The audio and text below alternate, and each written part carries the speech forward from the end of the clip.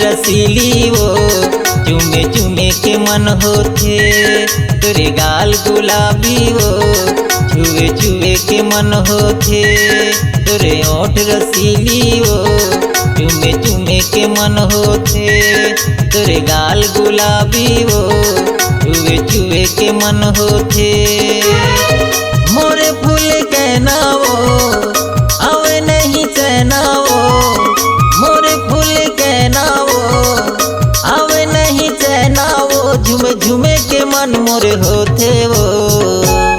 टूरा मार खावे रे भूला झन सताना ते।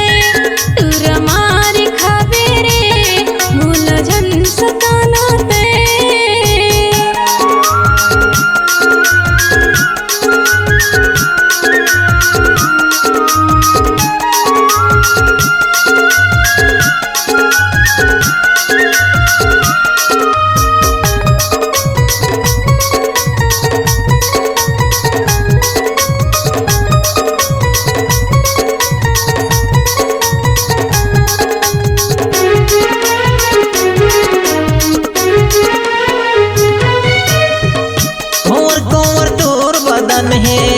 भोला लाल चाथस वो तिरछी नजरिया मारे कहाँ को तिराथस वो।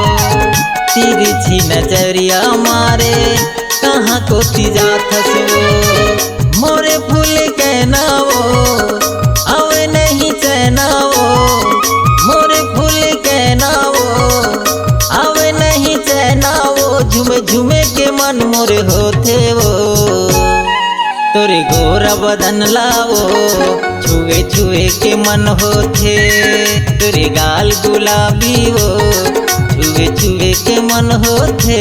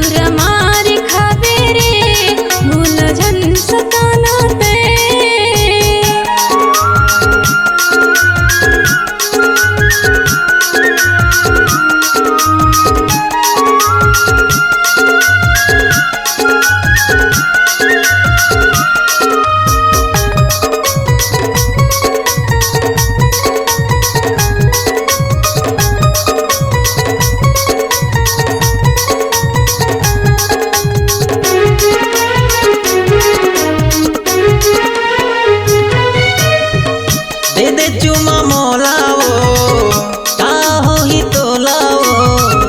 आना रानी मजा करबो चांदी के झोलाओ। आना रानी मजा करबो चांदी के झोलाओ।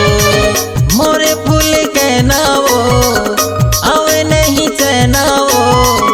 मोरे फूल कहना वो आवे नहीं चैना वो। झुमे झुमे के मन मोरे होथे वो। तोरे पातर कन्हिया लावो छुए छुए के मन होथे। तोरे गाल गुलाबी वो छुए छुए के मन होथे। टूरा मार खावे रे भूला झन सताना ते। तोरे ओठ रसीली वो चुमे चुमे के मन होथे। टूरा मार खावे रे भूला झन सताना ते। तोरे गाल गुलाबी वो छुए छुए के मन होथे। नए नए छत्तीसगढ़ी ऑडियो वीडियो गीतों को देखने और सुनने के लिए हमारे भीमा म्यूजिक चैनल को लाइक और सब्सक्राइब करके बेल आइकन बटन को क्लिक करें।